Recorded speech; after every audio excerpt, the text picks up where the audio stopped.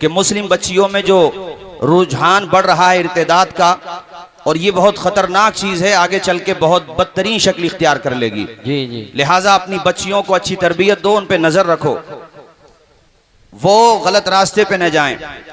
ये भी बड़ा अजीब जुल्म है कि एक तरफ से होता है तो उसको घर वापसी का नाम दिया जाता है, और दूसरी तरफ से होता है तो उसको लव जिहाद का नाम दिया जाता है। हम शासन और प्रशासन से बहुत मोहब्बत के साथ रिक्वेस्ट करते हैं कि कानून सबके लिए बराबर होना चाहिए, लेकिन हमारी और आपकी जिम्मेदारी भी है कि अपनी बच्चियों को वक्त होने पर शादी कर दें, उनकी शादी के हवाले से ताखीर न करें।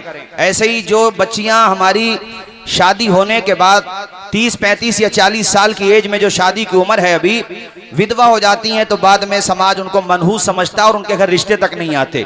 ये गलत रस्म है भाई, इसको खत्म करो। अगर कोई बहन हमारी विधवा हो गई है तो क्या आप समाज उसको कबूल नहीं करेगा? आखिर उसका गुनाह क्या है? वो बहन विधवा हो जाती है, अब आप उसको नहीं एक्सेप्ट करोगे, अपने रिश्ते नहीं भेजोगे, खुदा ना खास्ता अगर वो गलत रास्ते पे जाती है तो उसका जिम्मेदार ये समाज भी होगा।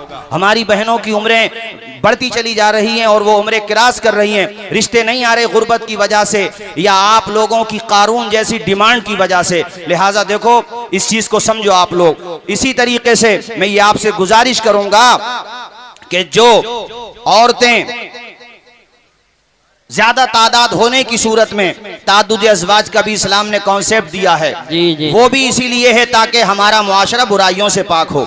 लिहाजा इस जानिब भी तवज्जो दी जाए। नंबर 3 में एक बात और कहना चाहता हूं, उलमाए किराम को चाहिए, जी जी हाँ, ताद्दुद अज़वाज के हवाले से ये मैं इसलिए कह रहा हूं आप लोगों से कि जी जी ना, उलमाए किराम भी बिल्कुल यकीनन आपने सही कहा, ये सभी को तवज्जो देना चाहिए।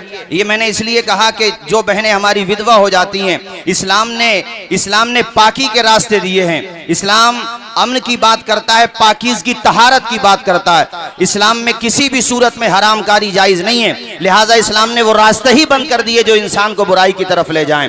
तो तीसरी बात, उलमाए किराम को चाहिए, अइम्मे किराम को, कि वो जुमे के खुतबात अनावीन के तहत दें। इस सिलसिले में हमारी एक तंजीम है रोशन मुस्तकबिल, हम हर जुमे को अल्हम्दुलिल्लाह भारत के मजे हुए जी इस्तेदाद उलमा के जरिए लिखाए गए खुतबात को पेश करते हैं, और उसके लिए बाज़ाब्ता टेलीग्राम और व्हाट्सएप पे हमारे ग्रुप बने हुए हैं। अइम्मे किराम राब्ता करें और उन खुतबात से फायदा उठाएं, ताकि जुमे के खुतबात के जरिए से पब्लिक के जहनों की तत्हीर हो जाए और एक पैगाम उन तक जाए। हमारे खुतबात अनावीन के तहत हो जाएं तो ये बहुत बड़ा काम हो जाएगा। एक बात और मैं आखिर में कह दूं, दरसे निजामी में बराए मुताला जिस तरह से अल-मुअतक़दुल मुंतक़द को शामिल किया गया है, ऐसे ये वक्त की जरूरत है। जैसे कि हजरत अल्लामा मुफ्ती सलीम नूरी साहिब क़िबला हफिज़हुल्लाह ने अपनी गुफ्तगू के दौरान जिक्र किया था, अब ये वक्त आ गया है कि अपने निसाब में मतलउल क़मरैन को शामिल किया जाए। इसी तरीके से सिराजुल हिंद अल्लामा शाह अब्दुल अजीज की तोहफ़े इस्ना अशरिया को भी शामिल किया जाए।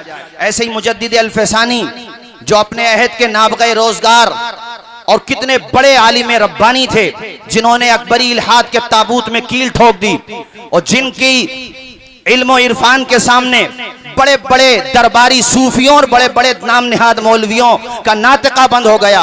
मुजद्दिद अल-फ़सानी ने अपने अहद में रद्दे रवाफिस के नाम से एक जबरदस्त शाहकार पेश किया था, उसको भी दाखिले निसाब किया जाना चाहिए। उनके मकतूबात को भी दाखिले निसाब किया जाए, चूंकि हमारे तलबा के अंदर असरे हाजिर के जो चैलेंजेस हैं उनके हवाले से भी बेदारी आना चाहिए, ताकि वो उम्मत मुस्लिमा की बेहतरीन रहनुमाई कर सकें। आखिर में एक चीज में प्रशासन से बड़ी मोहब्बत के साथ, as a citizen of country, आप हमारे बिरादरान हैं। मुझे याद है जब हम ताजुश्शरिया नव्वरल्लाहु मरक़दहू के जनाजे में आए थे तो हमारे बिरादरान बरेली जो हिंदू भाई हैं वो अपने मकानों की छतों से पानी